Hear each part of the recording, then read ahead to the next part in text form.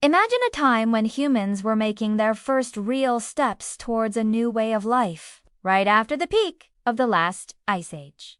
That's the world of the Kebaran culture, a fascinating group of hunter-gatherers who thrived in the Levant from roughly 23,000 to 15,000 years ago.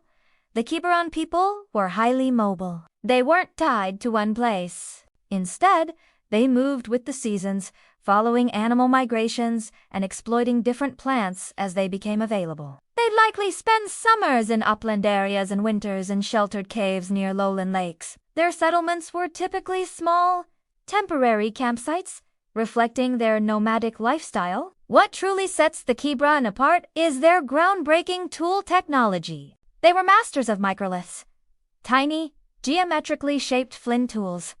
These weren't used alone. They were cleverly hafted onto wood or bone to create more complex, efficient composite tools like spear points and arrows. This period is strongly linked to the earliest widespread use of the bow and arrow in the region, revolutionizing hunting. Their diet was diverse, focusing on animals like gazelle and deer. But here is a crucial detail.